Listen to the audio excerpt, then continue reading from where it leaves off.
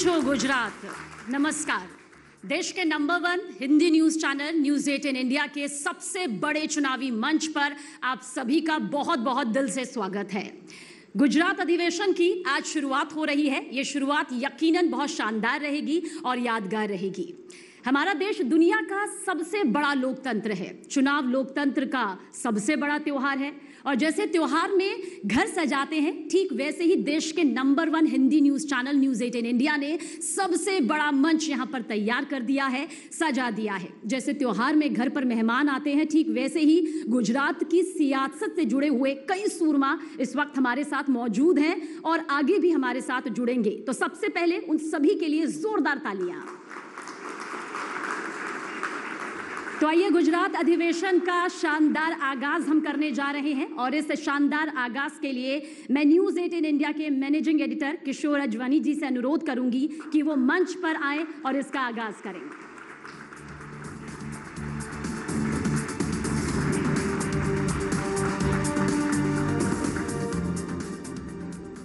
नमस्ते, मैं हूं किशोर अजवानी और आप सभी का देश के नंबर 1 हिंदी न्यूज़ चैनल में स्वागत है।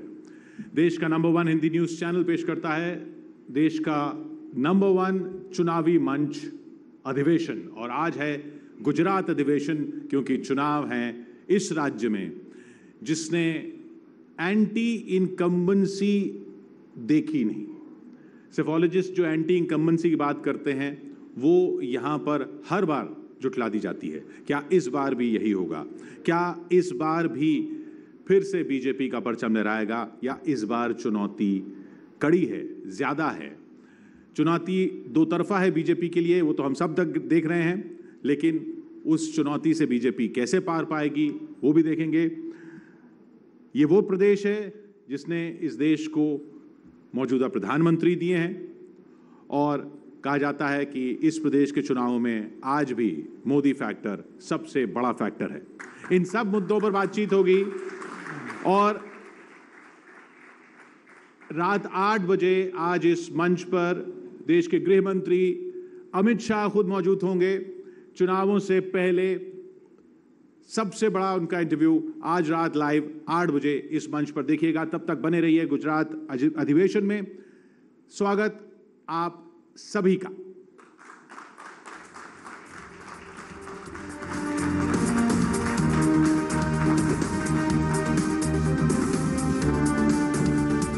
तो आगाज हो गया है और आगाज से भरी ये शाम बहुत ज्यादा दिलचस्प होने वाली है। शुरुआत एक बार फिर से करेंगे किशोर जी से। चुनाव का मौसम हो और सियासत की सरगर्मी की शुरुआत यहाँ पर होनी और भी ज्यादा जरूरी हो जाती है। दो खास मेहमान, बीजेपी से हार्दिक पटेल जी हमारे साथ मौजूद है और साथ ही कांग्रेस से रोहन गुप्ता जी हमारे साथ मौजूद है और इस सेशन की मेजबानी करने जा रहे हैं न्यूज 18 इंडिया के मैनेजिंग एडिटर किशोर अजवानी जी।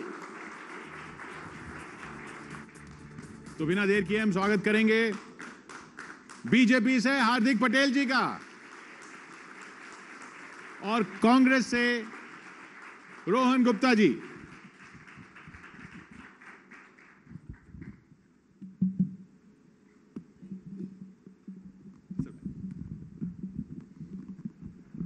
हार्दिक जी, पिछली बार भी इस मंच से आपका स्वागत किया था, लेकिन साइड दूसरी थी। तो पिछली बार जो आप कह रहे थे कि बीजेपी को वोट नहीं देना है, ऐसा क्या कर दिया बीजेपी ने कि इस बार करेंगे 2? सबसे पहले तो गुजरात के इस रणभूमि में और खासकर चुनावी भूमि में आपका स्वागत करता हूँ। पिछला मुद्दा राजनीतिक और सामाजिक रूप से बहुत ही अलग था। 2017 के चुनाव में एक बड़ा सामाजिक मुद्दा पूरे गुजरात में चल रहा था। तो स्वाभाविक है, जब तक सामाजिक मुद्दा समाप्त नहीं होता, और कोई भी सामाजिक मुद्दा हो, सत्ता के सामने ही होता है। जब सामाजिक मुद्दा इतना बड़ा था, रिजर्वेशन का मूवमेंट था, आंदोलन चल रहा था, तो स्वाभाविक है कि उस आंदोलन में हम सत्ता के खिलाफ थे। जब आंदोलन खत्म हुआ, इसी सरकार ने 10% रिजर्वेशन लोकसभा और राज्यसभा से पारित किया। गुजरात में किसी अन्य राज्य में नहीं है ऐसी बिन आरक्षित वर्ग के लिए आयोग है, निगम है। तो स्वाभाविक है कि उसके बाद राजनीतिक फैसला लेना जरूरी था।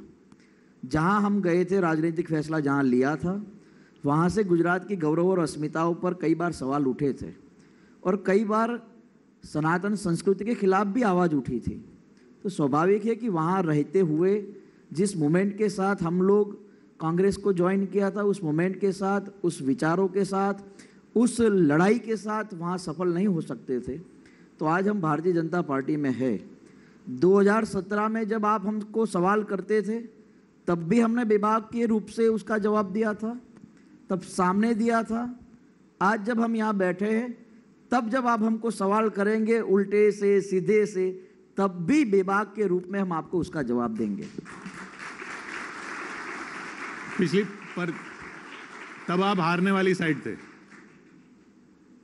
तब आप हारने वाली साइड थे। देखिए, आज उस समय तो हम जिताने की ओर थे। हाँ।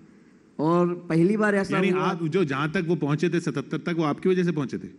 गुजरात के अनेकों लोगों के कारण, जिनको था कि ये लोग गुजरात के लिए कुछ अच्छा कर पाएंगे, लेकिन स्वाभाविक रूप से 77 से आज वो 60 तक पहुंचे। 17 विधायक उनके चले गए हैं। तो मुझे नहीं लगता कि कांग्रेस अपने को संभाल सकती है, अपने विधायकों को संभाल सकती है, तो फिर वो गुजरात को कैसे संभाल पाएगी। तो स्वाभाविक रूप से लोगों ने उनको छोड़ा है। और मैं आपको ये बताऊं कि मैंने अकेले ने नहीं छोड़ा। अच्छा है कि मैं तो 2 साल में समझ गया, गुलाम नबी आजाद जी 50 साल में समझ पाए, कपिल सिब्बल 35 साल में समझ पाए, तो मैं तो फायदे में रहा हूं कि मैं 2 साल में समझ गया हूं। रोहन जी, ये फैक्ट तो है ही कि लोग छोड़े हैं, छोड़ के गए हैं, और वो जैसा वो कह रहे हैं 50-50 साल में छोड़ के, ये तो 2 ही साल में छोड़ के चले गए। आप लोगों को अपने साथ नहीं, अपनी पार्टी में नहीं रख पाते, तो गुजरात को कैसे रखेंगे? देखिए किशोर जी, अभी आपने 2017 की उनसे सवाल पूछा है, तो उन्होंने कहा कि हम तब जिताने वालों में से थे। तो आज कहाँ पे है वो वही जवाब देंगे। मुद्दा यहाँ पे क्या है कि एक होती है कि आप गुजरात की जनता के लिए लड़ रहे हैं और उस लड़ाई में काफ़ी चढ़ाव उतार आएंगे। मुद्दे वही है, मुद्दे नहीं बदलते। बेरोजगारी की बात हो, महंगाई की बात हो, आज जो गुजरात का हाल है, करीब 20 अलग अलग ग्रुप, आंगनवाड़ी बहनों की बात हो या तलाटी की बात हो, लोग आंदोलन क्यों करने पे मजबूर है? क्योंकि जो उनको लग रहा है कि 27 साल में जो एक पिक्चर बनाया गया, एक हवाई माहौल बनाया गया, और रियलिटी में बहुत फर्क है। और आज मैं आपको बता रहा हूँ किशोर जी, जो ग्राउंड लेवल पे परिस्थिति है वो 2017 से भाजपा के लिए बहुत ज़्यादा खतरनाक है। और हमारे लिए और अच्छे दिन क्या हो सकते हैं कि भाजपा कार्यालय में कांग्रेस जिंदाबाद के नारे लगने चालू हो गए। ये पहली बार हुआ है इतने सालों में। हमारे लिए और क्या खराब हो सकता है कि 20 जो कांग्रेस के जो लोग हैं, देखिए भाजपा के कार्यकर्ता के लिए मुझे कहीं ना कहीं संवेदना है। बेचारे लगे रहते हैं, कहते हैं कि हमने ये बनाया, पन्ना प्रमुख बनाया, पेज प्रमुख बनाया, पर आखिर जो टिकट मिलता है वो तो कांग्रेस ही को मिलता है। तो मुझे दुख होता है, बेचारे सालों से काम कर रहे हैं, 27 साल। नहीं तो आपकी पार्टी में लोग स्ट्रगल इसलिए करते हैं ताकि बीजेपी का टिकट मिल जाए? बिल्कुल नहीं, कई लोग हैं ऐसे। मैं देखिए, ये व्यक्तिगत डिबेट नहीं है। आज हम लोग एक पार्टी की बात करें, कई मुद्दे हो सकते हैं व्यक्तिगत। किसी मुद्दा अपने... इन्होंने बताया ना कि जैसे मुद्दा आरक्षण का जो था वो दिक्कत थी, अब वो सॉल्व हो गई, वो उधर ही चले गए जिन्होंने सॉल्व किया। मैं आपको वही कह रहा हूं कि इस डिबेट को मैं नहीं चाहूंगा कि व्यक्तिगत ऊपर, मुद्दा खाली आरक्षण का नहीं था। मुद्दा था कि जो केसेस है उसको भी वापस लिया जाए, मुद्दा था कि भी उनको नौकरी भी दी जाए। व्यक्तिगत कारण हो सकते हैं, मैं उसमें पढ़ना नहीं चाहूंगा। आज कई लोगों ने छोड़ा तो कई लोग कांग्रेस में भी हैं, सालों से स्ट्रगल कर रहे हैं और आज भी करेंगे, क्योंकि बात है, मुद्दा है जनता का। जनता को क्या मिला? अगर 20 अलग अलग ग्रुप को आंदोलन करके रोड पे चलना पड़ रहा है और ये सरकार को सुनने पे मजबूर होना पड़ रहा है, वहां पे आज जो विरोध का सुर उठा हुआ है कमलम में, आज अमित शाह जी को आना पड़ रहा है यहाँ पे शांत करने के लिए, शाम को इसीलिए यहाँ पे भी आ रहे हैं। मुद्दा आपको समझना पड़ेगा कि गुजरात की जनता को क्या मिला। एक कहा जा रहा है कि डबल इंजन सरकार, एक ऐसी डबल इंजन सरकार के 4 साल पहले उसका इंजन भी बदल दिया गया और 20 डब्बे भी बदल दिए गए, और अब ये इंजन को जरूरत है कांग्रेस के डब्बों की, तो 20 कांग्रेस के डब्बे लगा दिए।